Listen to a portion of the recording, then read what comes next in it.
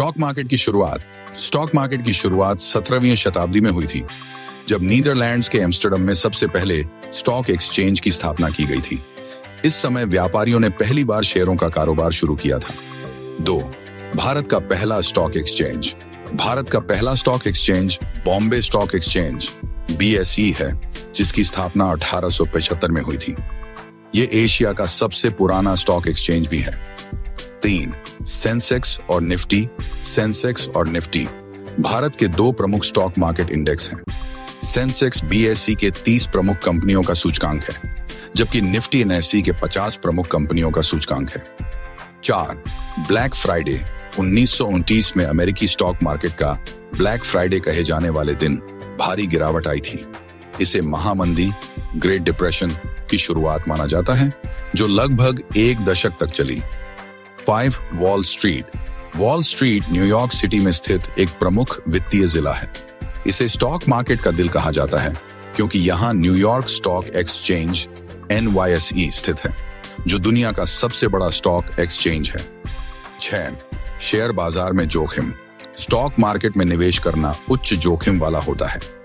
यहाँ निवेश के मूल्य में उतार चढ़ाव हो सकता है, इसलिए इसमें निवेश करने से पहले पूरी जानकारी और सावधानी बरतनी चाहिए।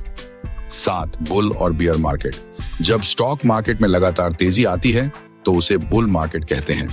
इसके विपरीत जब बाजार में लगातार गिरावट होती है तो उसे बियर मार्केट कहा जाता है।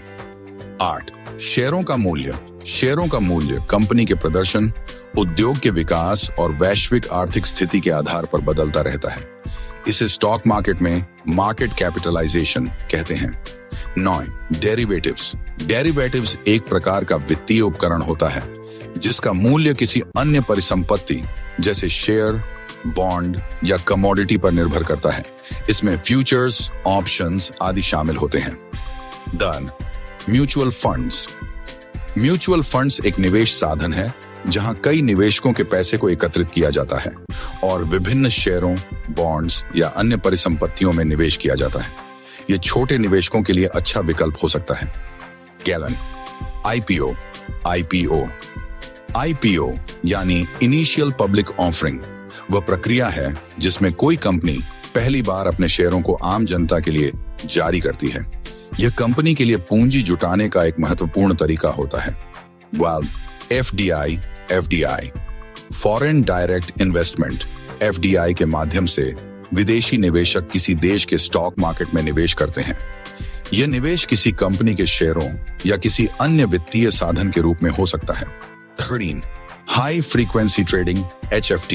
हाई फ्रीक्वेंसी ट्रेडिंग एक प्रकार की ट्रेडिंग होती है जिसमें कंप्यूटर एल्गोरिदम का उपयोग करके सेकंड के भीतर लाखों लेन देन किए जाते हैं। यह तेजी से बदलते बाजारों में फायदा उठाने के लिए किया जाता है। 14. ट्रेडिंग वॉल्यूम किसी खास समयावधि में खरीदे और बेचे गए शेयरों की कुल संख्या होती है। उच्च ट्रेडिंग वॉल्यूम का मतलब होता है कि उस समय बाजार में अधिक गतिविधि हो रही है। 15. स्टॉक स्प्लिट वह प्रक्रिया है जिसमें कंपनी अपने शेयरों की संख्या को बढ़ा देती है, लेकिन प्रति शेयर का मूल्य घटा देती है। इससे छोटे निवेशकों के लिए शेयर खरीदना आसान हो जाता है। 16. बोनस शेयर वे अतिरिक्त शेयर होते हैं जो कंपनी अपने मौजूदा शेयर धारकों को बिना किसी अतिरिक्त शुल्क के देती है।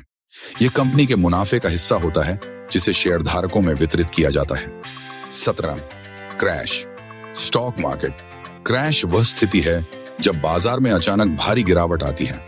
ऐसा आमतौर पर आर्थिक संकट, राजनीतिक अस्थिरता या किसी अन्य बड़े कारण से होता है। 18.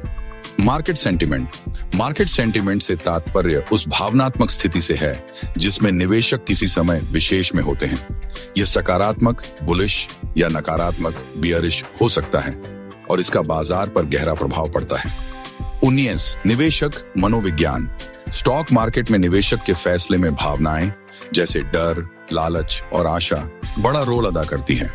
अक्सर निवेशक इन भावनाओं के आधार पर ही शेयर खरीदते या बेचते हैं।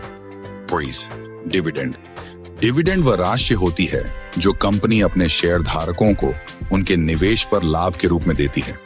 यह साल में 1 या 2 बार दिया जा सकता है और यह कंपनी की मुनाफे पर निर्भर करता है।